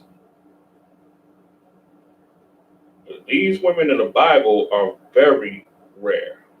And when you even mention this to sisters that you think are on the path of virtuousness, a lot of the time, you mention these women and you see where they fall short on purpose. They don't want to be like these women in the Bible, because the women in the Bible represent self-sacrifice. That's what they represent. Oh, we go on. It's 9:06 also. Oh, wow. Good night. Okay. Good night. She made her verse 5, Judith 8:5, and she made her a tent upon the top of her house, and put on sackcloth upon her loins, and wear her widow's apparel. Verse 6, and she fasted all the days of her widowhood, save the eves of the Sabbaths and the Sabbaths. Man, this woman was, she was in mourning, and she this is when women say, no, I don't need no man, I'm just gonna focus on the Lord. They don't mean that. This woman actually really meant it. Right. This woman actually really meant it. Look what she's doing. You can't help but to respect that. You know what I'm saying? This woman really meant it. Now, what I want to do, I want to get to the point to where she was dealing with Holofernes and what she did, which showed her revolutionariness. So if you say it again, what part you want? Where she took him out? So even before that, when she prepared herself before taking him out, I think it's in 10. Let me see.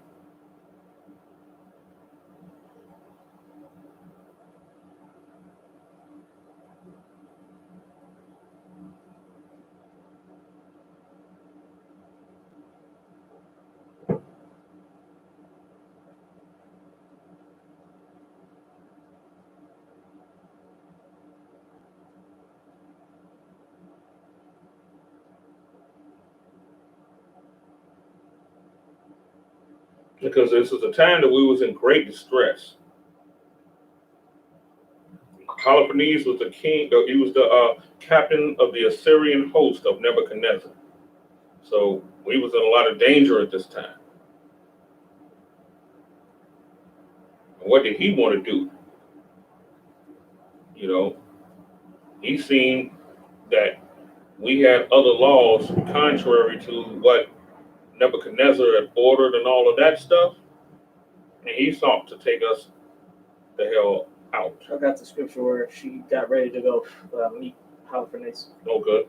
Judah 10:1. Now after she had ceased to cry unto the God of Israel, and had made an end of all these words, she rose where she had fallen down, and called her maid, and went down into the house in which she abode in the Sabbath days, and in her feast days. Oh, and if I will make a statement,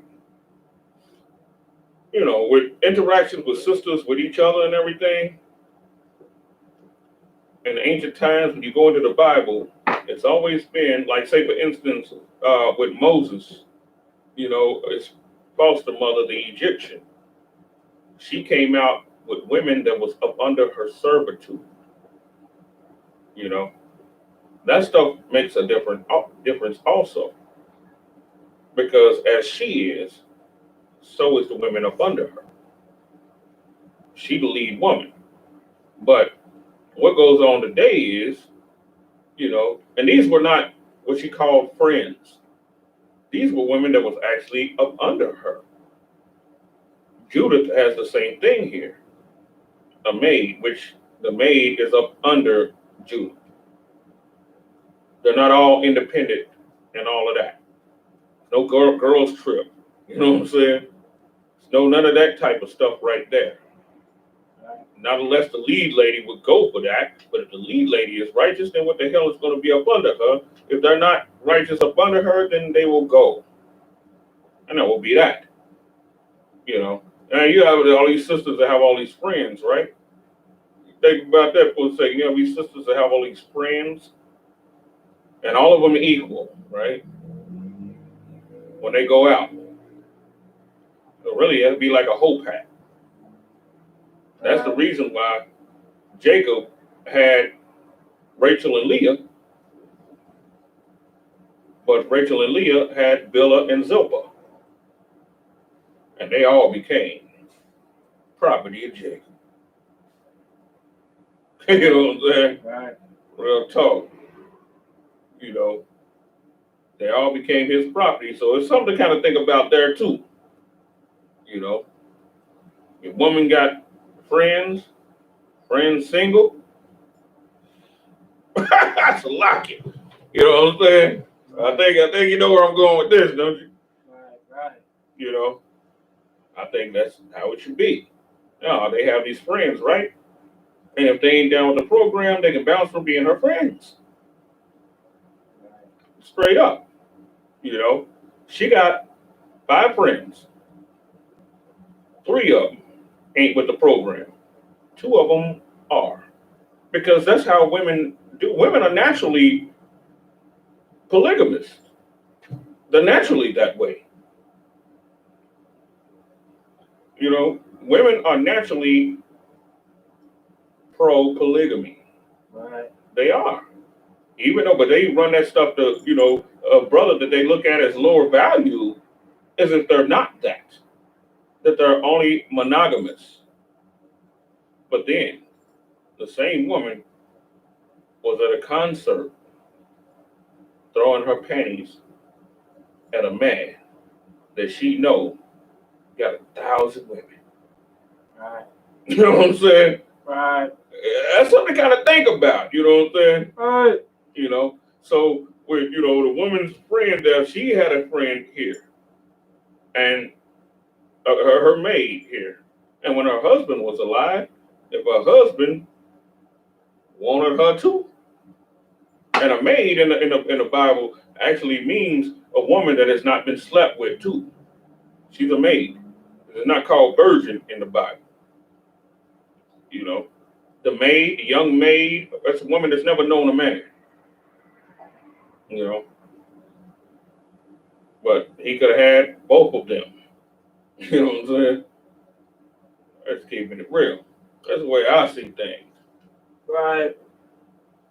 You know, a woman got a friend and everything that's single. Well, that's just me, you know. Right. But I want her to think like the woman that I instilled my knowledge upon. She think contrary, then it's a no-go. You know what I'm saying? Right. Getting more scripture. And pulled off the sackcloth which she had on, and put off the garments of her widowhood, and washed her body all over with water, and anointed herself with precious ointment, and braided the hair of her head, and put on a tire upon it. And that's there's another thing too with that. That's confidence right there in the Most High. That's why she's doing all of this. That's confidence right there. I done been in situations myself, personally, where I cried out to the Most High and everything, and I got up from that with full confidence that the Most High heard my cry. So now, cool. Get up, get something to eat. You know what I'm saying? Things like that. So I see what she's doing here. This is the real faith right here. And it's funny because very, very few sisters actually have this.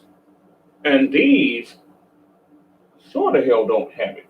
They care nothing for it. They're just keeping it real. Yeah, I know they lost and don't know the truth and all of that. But these are the ones that'll come at you when you're actually trying to drop the truth. Which is very messed up right there, and that's not revolutionary. Even if they don't agree. Now, you did have a lot of sisters out there that might not agree with what we were saying, but yet at the same time, they didn't come against it either. You know, if you don't agree, that's the best way to handle it. Just don't come against a brother. You don't know. You don't know whether they're right or wrong. You know what I'm saying? When I first heard I.S.U.P.K, I didn't know whether I.S.U.P.K was right or wrong. I didn't know. But at the same time, I wouldn't come against it either. It's a good time to listen. Right. You know, it's a good time to listen then. I would see, you know, I.S.U.P.K blasting the brothers on the, you know what I'm saying, on the street and stuff like that, blasting, you know, devils and all of that on the street. I'm not, you know, why come against that? That's not wise to do that. It's not wise. You're not a revolutionary if you're doing that. Listen to your brother. That's your brother. Listen to him. You know, you can't be king and priest if you're not doing that. Take the time to listen to him. You at least owe him that. I mean, hell, listen in college to the professor that you might not fully agree with. Well, you respect him, right? They try to throw us in the mud like we're just, you know what I'm saying? Like we're some type of bastardized Black Panthers and all of that. That's what people try to do, you know? But if you're a Black revolutionary, what you do, you will listen to your brothers. You at least listen. We listen to the fake Israelite groups so that we can see just how to prove to them how they're wrong. You give them that much respect, you know what I'm saying? Just to listen to them and then prove them wrong. You know, with their best interest at heart as your people also, even though they're not in the truth, the job is to bring them into it. That's a level of love. It's not the same love that you give towards a trooper or officer of 50 or 500 or whatever that you know and stuff like that. It's not the same kind of love, but goddamn, they are getting the love that would draw them in, maybe. You know, listen to them, cut them, you know, and the sisters, if she want to run her mouth or whatever, listen to her. Listen to what she's saying, cut her too. And then see how she handle it. You know, if she handle it and start doing personal attacks and all of that, like what a lot of them do. To hell with her. Me myself, when it comes to dropping truth, I'd much rather deal with brothers. All right. You know what I'm saying? That's just me. You know what I'm saying? Okay. We got any more? And braided the hair of her head, and put on a tire upon it, and put on her garments of gladness, wherewith she was clad during the life of Manasseh her husband. Verse 4. Right. And she took sandals upon her feet, and put about her bracelets and her chains, and her rings and her earrings, and all her ornaments, and decked herself bravely to allure the eyes of all men that should see her. Verse 5. Right. Then she gave her maid a bottle of wine and a cruse of oil, and filled the bag with parched corn and lumps of figs, and with fine bread. So she folded all these things together and laid them upon her. You ever notice something too about this woman? She brought her own food. Holofernes had a feast. She didn't eat of his food. She brought her own in a dainty little bag. You know what I'm saying? Which showed no union between her and this Assyrian king, because actually that's what he was. I mean, he was the second most powerful man on the earth at the time. That's some serious stuff right there. You talk about being revolutionary, right? Good night. That's some seriously revolutionary stuff. And you know what? She wasn't blinded by the glitz and glamour or none of that. These sisters is rare as hell. These type of sisters right here are very, very rare. I would love to have one. I'm not lucky. You know what I'm saying? It's like a time check. It's 9:21. Cool. Okay.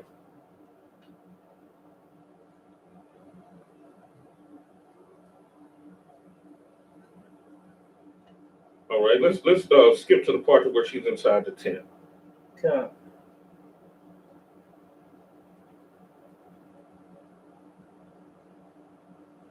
I think we'll go into chapter 11.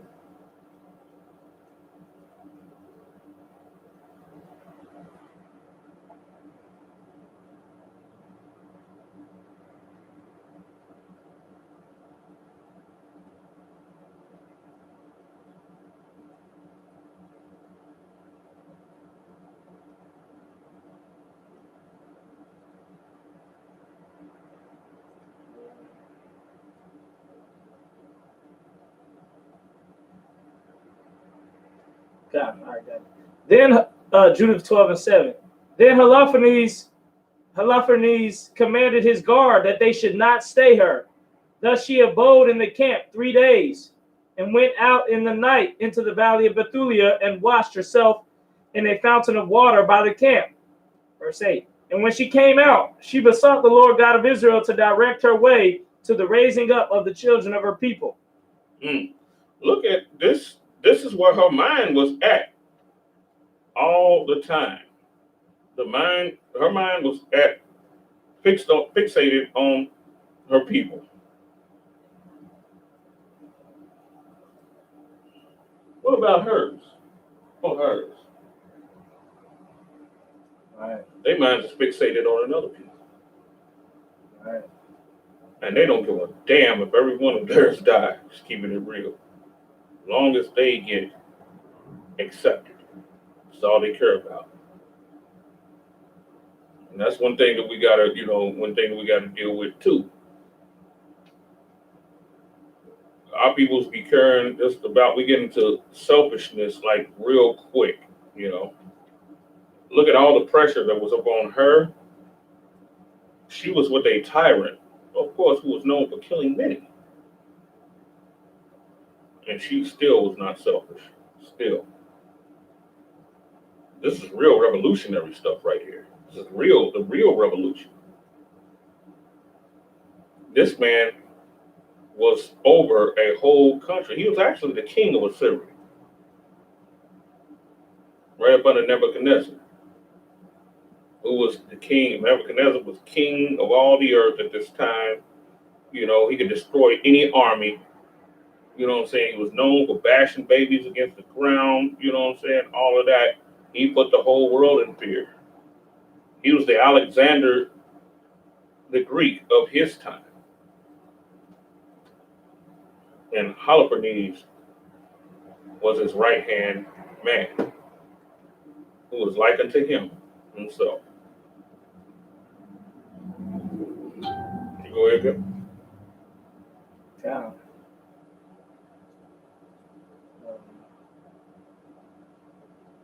So, verse 9, so she came in clean and remained in the tent until she did eat her meat at the evening. And in the fourth day, Holofernes made a feast of his own servants only, and called none of the officers to the banquet. So I'm going to skip down. Which they in the tent together.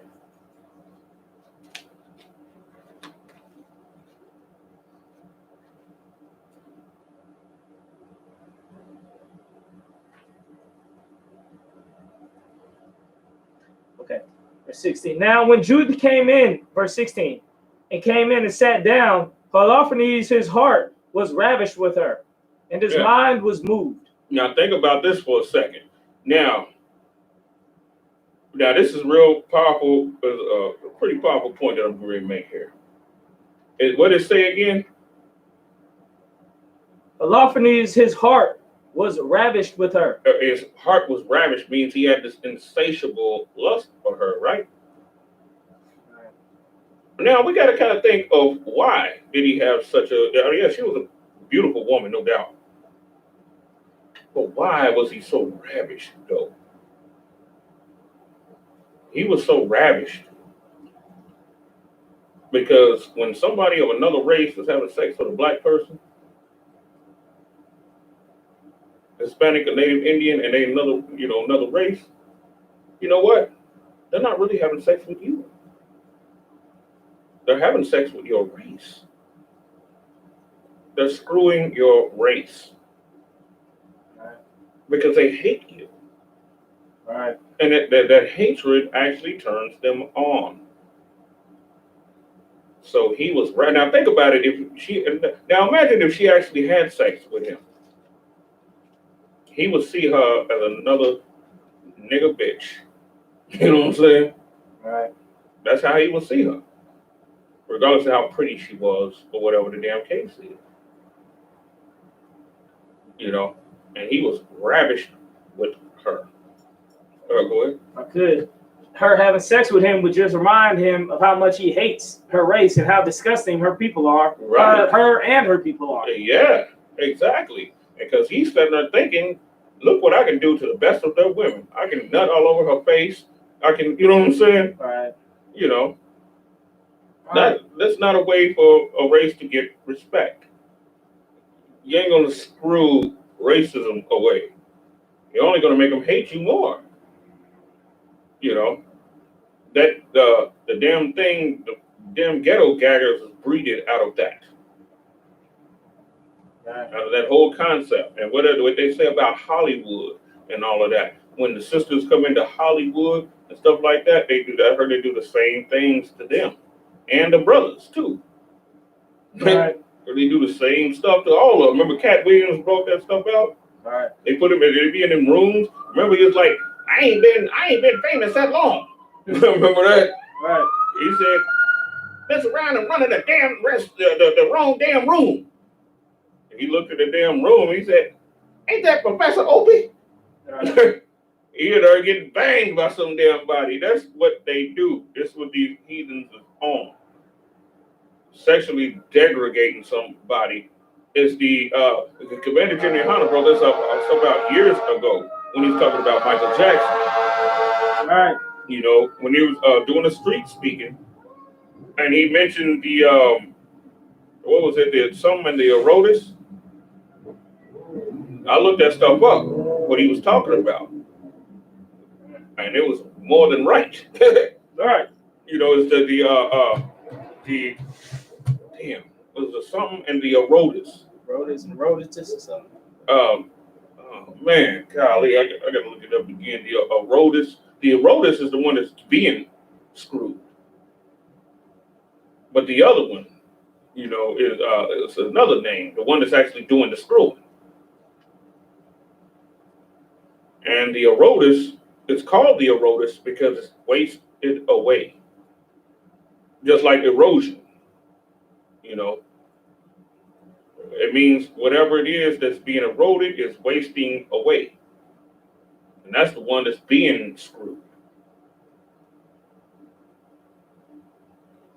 You know. But I thought that was super deep what he was saying. He brought that out of the street. It wasn't even a class, it was in the street speaking. You know, with the Michael Jackson thing, when Michael Jackson died. Right. Yeah, I can't remember what the other name was, but I do remember the Herodes though too. You know, the Herodes. You know, that's the like erosion where the term erosion comes from. Right. Damn, that's what happens though when they have sex. You know, with us, you have sex with a nation of people that's dominating you. Even when King Solomon was doing what he was doing with all of these strange women and everything, it was bad, but it wasn't so bad because we were at the top. King Solomon could tell kings, give kings orders to do this. Heathen kings, he could tell them, do such and such. You know what I'm saying? He was on the top of everybody. He can make, you know, and that's how, a lot of times, that's how he got a lot of his wives. It wasn't like he was just running out there just looking for wives and shit. You know, like people try to make it like he was just all lusty, just looking for wives. A lot of the times people were presenting their wives because this is an agreement between you and that other kingdom. All right. You know, arranged marriages. Everybody wanted King Solomon to have one of their daughters. Right. Think about it. You're a king of some small country, right? And you have daughters, fair daughters. You would love for your daughters, one of your daughters, to marry King Solomon. Right. You'll love it because, for one thing, that's going to tie you with a man that has such power on the earth, and that's going to increase your house. You're not going to be just the king of some small country anymore. You're going to be something more than that. Because he's now the king of the most powerful king on the earth is now your son-in-law. Right. You know what I'm saying? And of course, King Solomon was a very respectable man also. You know, because that's how black people are. Black people, even if we get with it, like say for instance, we marry a heathen, right? We'll honor that heathen girl's father. And we'll make him somewhat like a father unto us. That's what we do. King Solomon did the same thing. So everybody wanted to throw their daughters at him. You know, everybody wanted to throw their daughters. That's how he ended up with so many princesses, and all of that. You know what I'm saying? He had like 300 of them. Right. Because every king of every damn country, big or small, you know what I'm saying? They wanted a tie to him.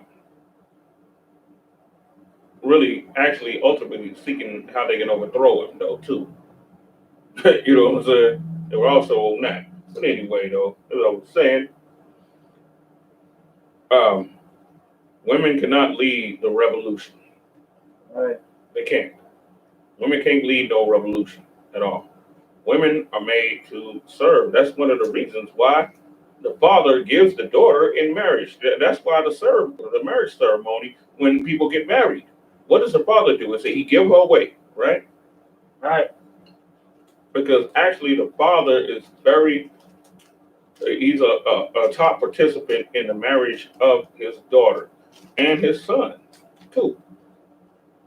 You know, he's also, you know, he's deeply in that. That's how things are supposed to be. That's why they have the ceremonial thing where the father gives the daughter away. But nowadays, he just holding up our hand, you know what I'm saying? And just, you know what I'm saying? When he didn't even have a goddamn say so, and the dude that she starts screwing, that she's now marrying. Right. You know what I'm saying? He's just going through the motions, through the ritual. So I got a question. Okay. How many kids did King Solomon have? King Solomon, he had daughters. Yeah, King Solomon had daughters. He had Rehoboam. He's only recorded as having one son, and he had a bunch of daughters, which he shipped. He gave his daughters out to prominent men. One of the men was a man of Naphtali. You know, because he had certain dudes that he, of course, raised up that were, you know, they were like generals up under him and everything. Right. And he gave his daughters to them. He had a bunch of daughters. Mm. And Rehoboam was like his only son. Rehoboam had, you know, more sons, you know what I'm saying? Rehoboam married like, he married like 18 wives. You know, and he had, you know, sons and everything, and that's how the line got really passed down through him.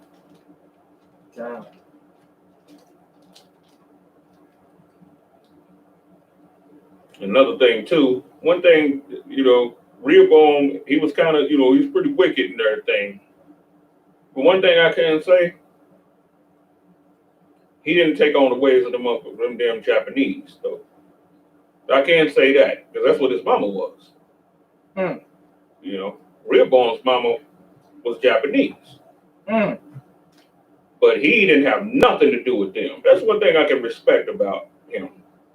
Even though he wasn't all the way right and everything, and he listened to the dudes that, you know, that he grew up with and all of that, you know, when it came to judgment and threw off the older men that counseled King Solomon, because I don't give a damn how wise you are, you still got to have counsel.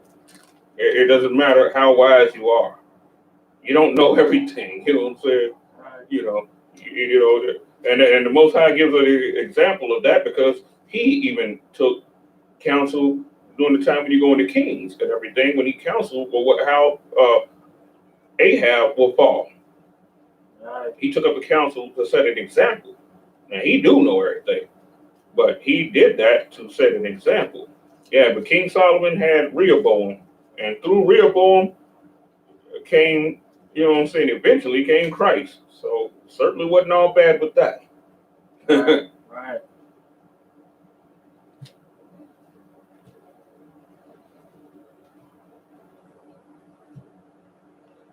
And with that being said, well, the I.S.U.P.K coming out of 1 West on the 25th Street Hall of New York under commanding GEN.YAHANNA, paying tithes, and about to pass the class over.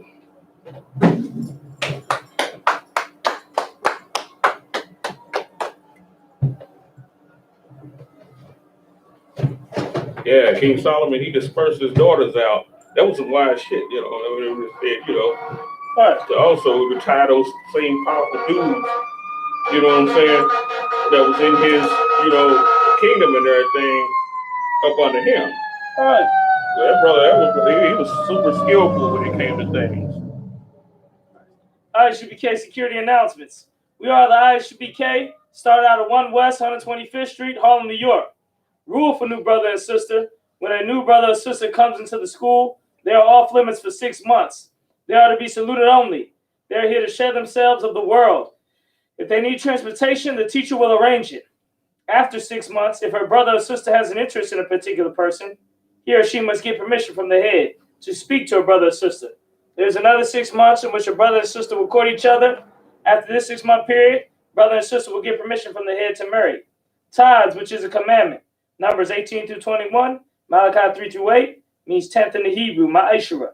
10% of every penny of any increase the Lord gives you. Gifts to treasury department or teacher. Priest fund. Free will offering for priest, not mandatory. Whatsoever amount you would like. Upcoming holy convocations, Passover is to be announced. If anyone wants to be a trooper in the school, start wearing all black. Boots, shirt, pants, headband, and scarf. That being said, we're going to do the Lord's Prayer in the Hebrew. Upanyak Yadam, which means rise and face the east.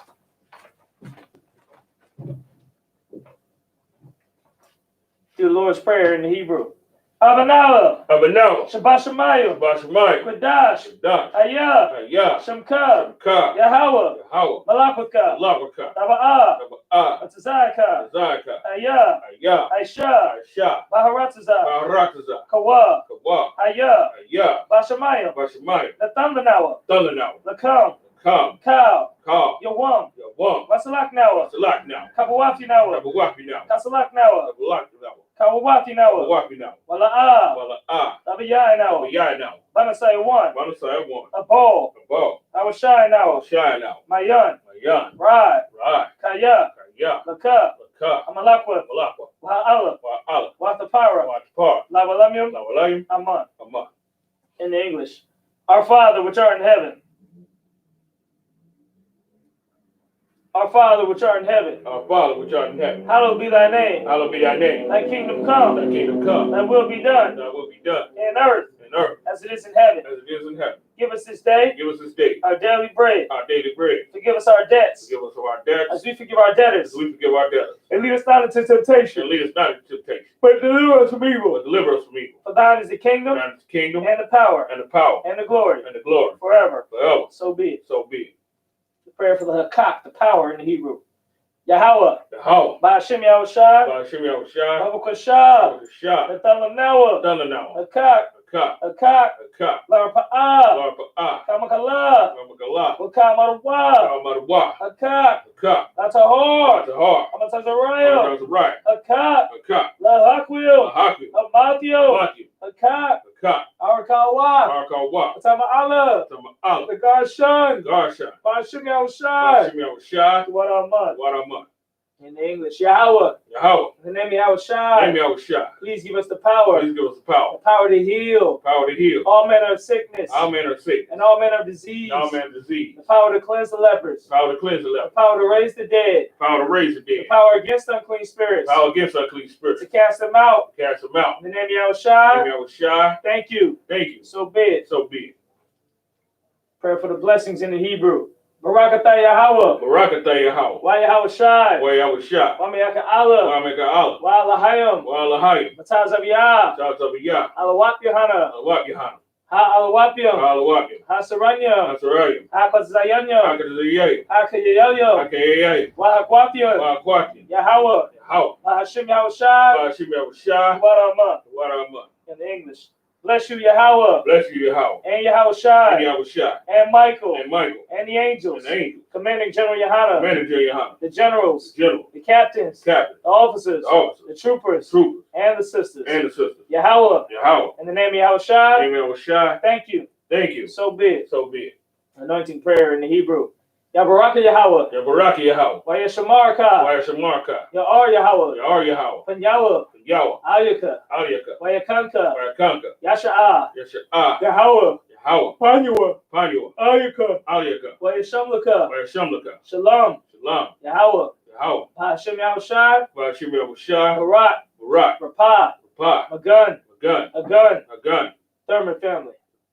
Thurman family, Oh, so like you go first. all destroyed of Israel, All destroyed of Israel. done. Thurman family. Thurman family, Sutton family. Sutton family, Hill family. Hill family, Puckett family. Puckett family, Wright family. Wright family, Johnson family. Johnson family, Gale family. Gale family, Louise family. Louise family, The Wesby family. Wesley family, And all destroyed of and Israel. all destroyed of Israel. Hashem Yahushai, By Hashem Yahushai, the water Aman. the water of mud. What we said in the English was, Yahweh bless thee and keep thee. Yahweh bless thee and keep thee. Yahweh make his face shine upon thee Yahweh make his face shine upon thee, and be gracious unto thee. and be gracious unto thee. Yahweh lift up his countenance upon thee Yahweh lift up his countenance upon thee, and give thee peace. and give thee peace. Yahweh, Yahweh, in the name of Yahushai, name of Yahushah, bless, bless, heal, heal, shield, shield, protect. protect. Names of lovers we just named. Names of loved ones we just named. Prayer for the curses in the English. Blessed art you, Yahweh, Blessed are you, Yahweh, King of heaven and earth, King of heaven and earth, and all things living. and all things living. Yahweh, Yahweh, in the name of Yahushai, in the name of Yahushah, listen to us now, listen to us now, right now. right now. Send evils and curses And he was a curse, and punishment and destruction punishment, destruction to the heathen to the heathen, that speak against us speak against us Thy prophets, prophets, the teachers, teachers, the princes, princes, the priests, priests, the Israelite brothers in the school. the Israelite brothers in the school. Send evils and curses, And evils and curses, and punishment and destruction punishment, destruction to the heathen, to the heathen. and shake loose the treasure Shake loose the treasure of the rich of of Israel the rich of Israel. that refuse to give to the That school. refuse to give to the school. Force their riches Force their riches to enter into thy sanctuary. to enter thy sanctuary. Send evils and curses, And evils and curses, and punishment and destruction punishment, destruction to the Edomites to the Edomites and the nations, and the nation and their drug and the dealers, drug dealers, the court system, court system, the prison system, prison system, Planned Parenthood, Planned Parenthood, all the governments of our enemies, all the governments of our enemies, Amalek synagogues and armies, Amalek synagogues and armies, Roman Catholic Church, Roman Catholic Church, the Pope, Pope, Islam, Islam, Christianity, Christianity, Egyptology, Egyptology, militia, militia, Ku Klux Klan, Klux Klan, Aryan Nation, Aryan Nation, skinheads, skinhead, Posse Comitatus, Comitatus, the gay movement, gay movement, lesbian movement, lesbian movement, spies, spies, workers of witchcraft, workers of witchcraft, NASA space programs, NASA space program, Army, Army, Navy, Navy, Air Force, Air Force, Marines, Marines, Wall Street, Wall Street, open up the internet open up the internet and the airways, and the airway, the cable access channels, cable access channel, and the radio channels. and the radio channel. Convict the spirit Convict the spirit of any of thy people of any of thy people that seek to stop us seek to stop us and bring swift destruction and bring swift destruction to all the heathen to all the heathen that stand in the way stand in the way, or try to stop us try to stop us from broadcasting your words broadcasting your word throughout the planet Earth. throughout the planet Earth. Let loose all the plagues, Let loose all the plagues, cause them to go to and fro cause them to go to and fro through the earth through the earth and consume them. and consume them. Let the plagues Let the plague shake the house of the thief shake the house of the thief and the murderer. and the murderer. Let Yahweh Shai, They always shot Michael and Gabriel Michael and Gabriel come down with the flying saucers down with the flying saucer. and punish all the heathens Punish all the heathen that come up against us come up against us as we speak that word. as we speak thy word. Cause it to be known by all Cause we know about all. that it is the angels that have done it. There's the angels that have done it. Cause it to be spread through the media Cause it to be spread through the media throughout the whole world. throughout the whole world. Cause them to shake at thy coming. Cause them to shake at thy coming. Name Yahweh Shai. Name Yahweh Shai. Thank you always. Thank you always. So be it. So be it. Sar. Turn. Face the teacher. Slack. We're gonna give a courtesy salute to the teacher. Men of Israel, Imam Shabbat, Majil, Barak, Yahweh Shem Shai Barakatah, Y'all about Shema Al Shai Barakatah. Yazmatah. Sar, turn face the sisters watching online. We're gonna give a courtesy salute to the sisters. Men of Israel, Imam Shabbat, Majil, Barak, Yahweh Shem Al Shai. Yazmatah. Class dismissed. That